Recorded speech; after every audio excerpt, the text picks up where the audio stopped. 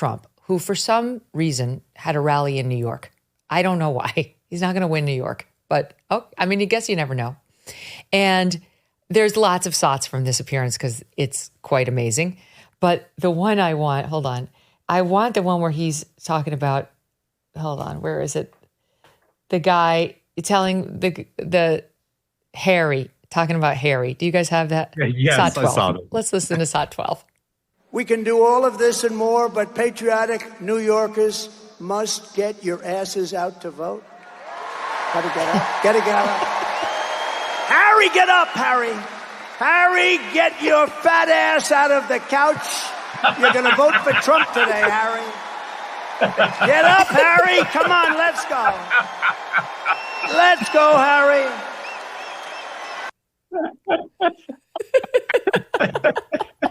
Just love it.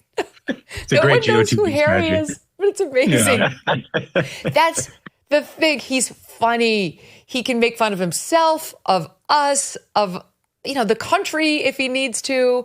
People appreciate that. That's who he is. He's the other stuff too, but that's who he is. That's charming. Yeah.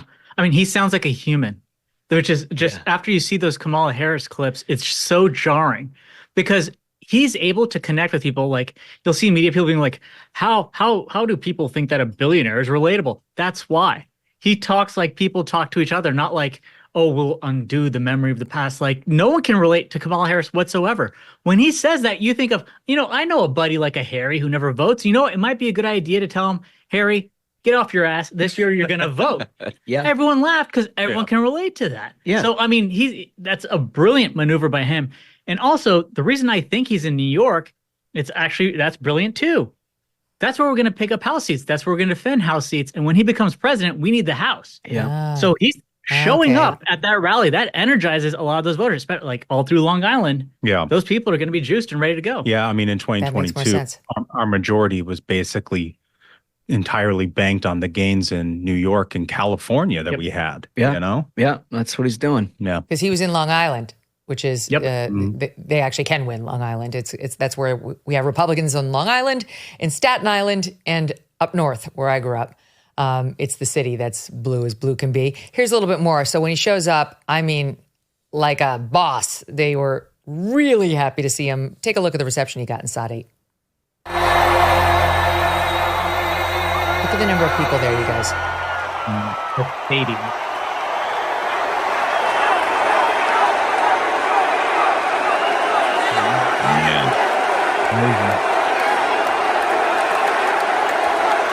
Look at that.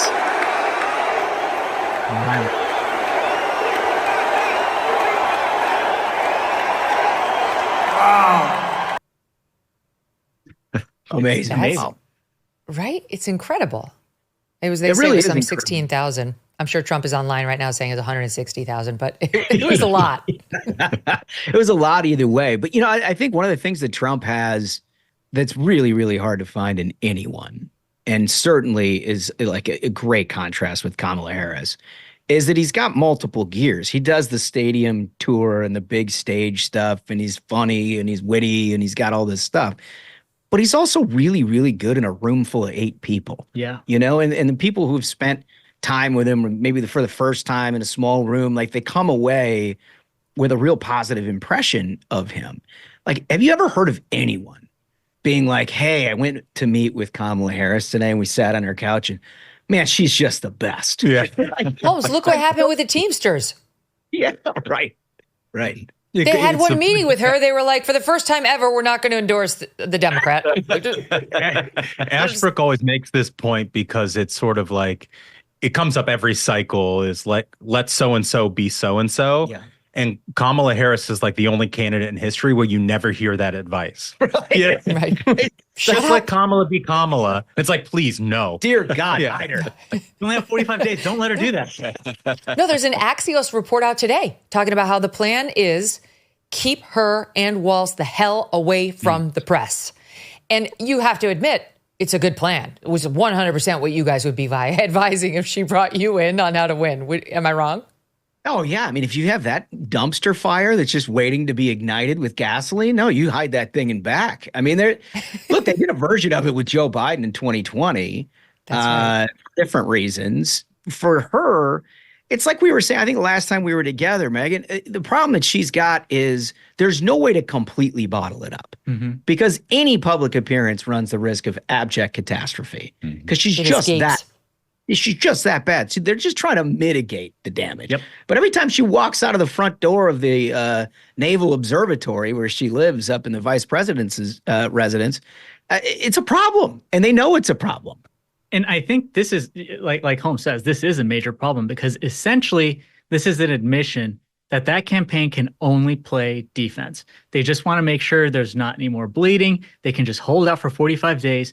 And then on the complete opposite side of the coin, you've got Trump going and doing podcasts that you have millions of people listening to, doing these stadium tours that you have tens of thousands of people showing up to.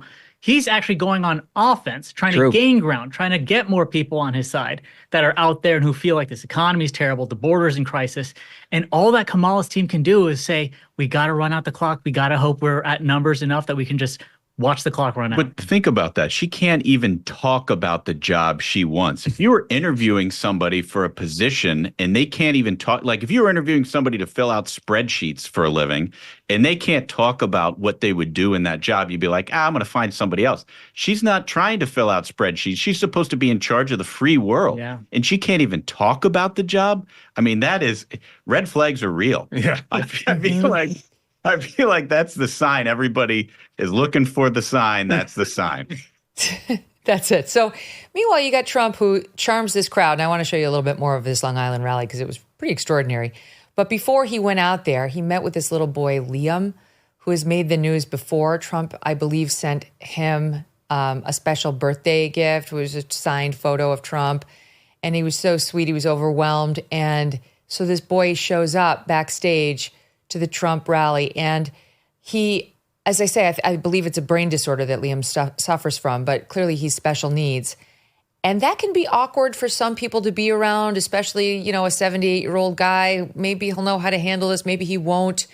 I've got to tell you, Trump did extraordinarily well with this little boy. Take a look for yourselves. Watch what happened. I'm supposed to be on that stage, but that doesn't matter. Because I got you the best president you'll ever have. This is the best president you'll ever have. How are you, Bob? Hi, Mom. Okay, honey, this is yours. And in there is real good stuff. Okay? So beautiful. Thank you. See, look at that. Look at these great photographers. And we're going to have that picture of our life, okay? You and I. That is awesome. Is he going to come out and watch me? Of course. Because I left the stage in order to come and say hello to him. Especially you are. Okay, honey? So beautiful. So you take care of Mom and Dad? Is that your sister, right? Takes care of us a lot right here. So why don't you do this? Take care of yourselves. Okay, I'm going to go right after Okay, this. thank you. Take care of yourself, honey, okay? I wish I looked like that. If I looked like that, I'd be president. That is sweet. You gotta love that. Anybody who knows how to handle themselves around people with disabilities is a very, very special person. And I feel like this is not a one-off thing for Trump. I don't know if you remember the concert that was given a few years ago by a Jewish group, and they sang just a beautiful rendition of America the Beautiful, I think. And then everybody just ran over to Trump. Like all of these kids with disabilities. Down syndrome and other disabilities that were part of that crowd, right? I mean, that was the whole basis of the song. They finished the song and they all just sprinted towards Trump, and Trump's standing there hugging everybody. He wants to spend time with them, and I just think it really reveals somebody's character. Yes. Mm-hmm. No question It's about pretty it. extraordinary range, right? To be able to deal with sweet Liam in that very nice way where maybe you're not getting verbal answers, but you keep the conversation going and you pay respects to the mother and the sister and, and then also can go out there and say, Harry, get your fat ass off the couch. I think it's called emotional range. Here he was at that same rally talking about the assassination attempt that happened days ago. Take a listen to Sat 9. This could only happen with a woman because men aren't smart enough, I hate to tell you fellas. And he was running, And a woman driving a car innocently said, he looks like a bad person to me. He looks very suspicious. And she followed him and pulled up to the back of the car and started taking pictures of his license plate. Can you believe that? Who the hell would do that, right? Only a woman. Pretty good. I did not know it was a woman until he said that. Did you guys know it was a woman? No, that was news.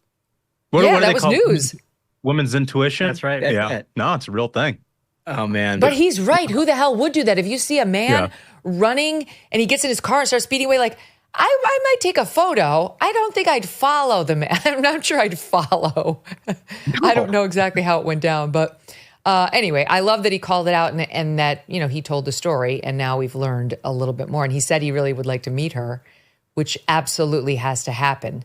Totally. We have to talk about the latest on the assassination and all that stuff. He did add a little bit more on that. I'll let you hear it in SOT 10. And God has now spared my life. It must have been God. Thank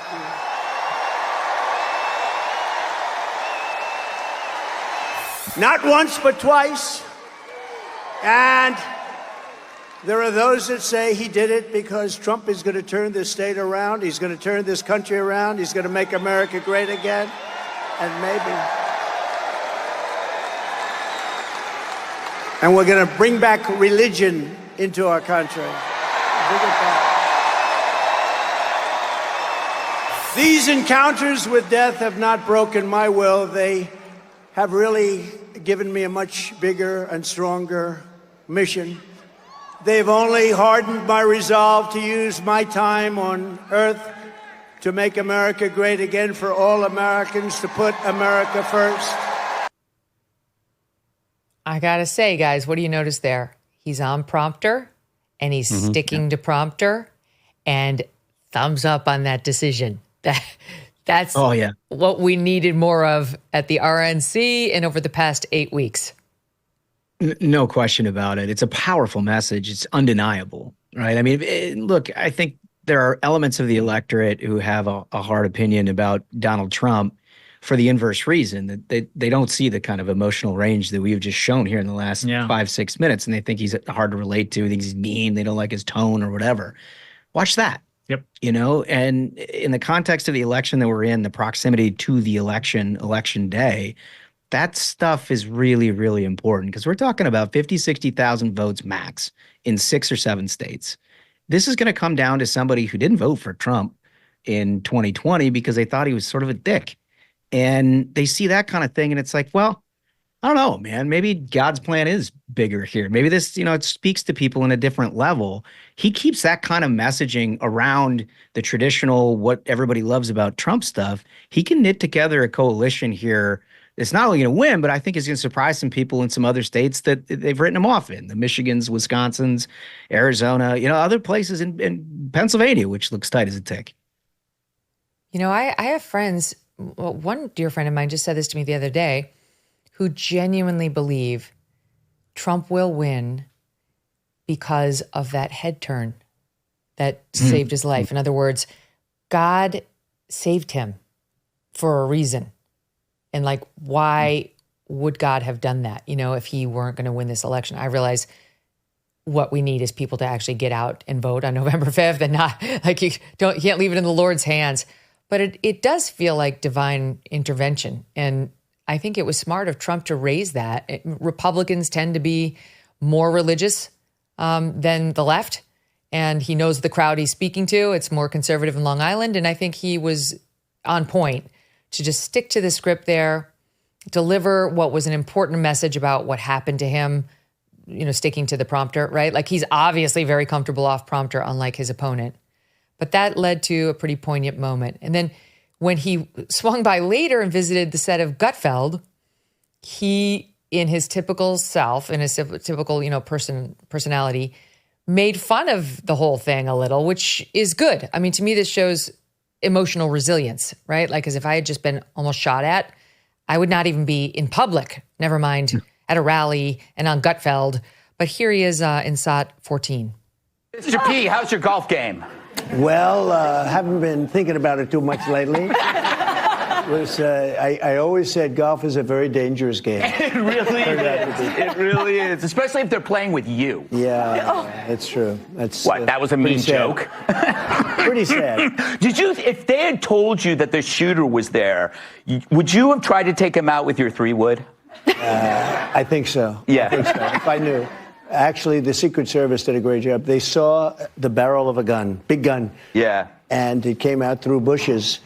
And how many people would see that? First, he really was very exceptional to have done it. What do you make of it? Well, it's got to be an emotional journey for him at this point. Yeah. Right? I mean, I just... Look, he's bigger than life. He's been famous my entire life. He's been part of public eye. He's been brash, and he's the first guy who's famous for being famous. But to have your life literally that close to ending 2 times in 3 months, it's got to give you a little bit of perspective. Yeah, I love how he's able to do 2 things. Like on Gutfeld, he's able to joke about it, which has to be a coping mechanism. I don't know how you could still run for president, let alone play golf again, unless you could find the humor in the fact somebody tried to kill you.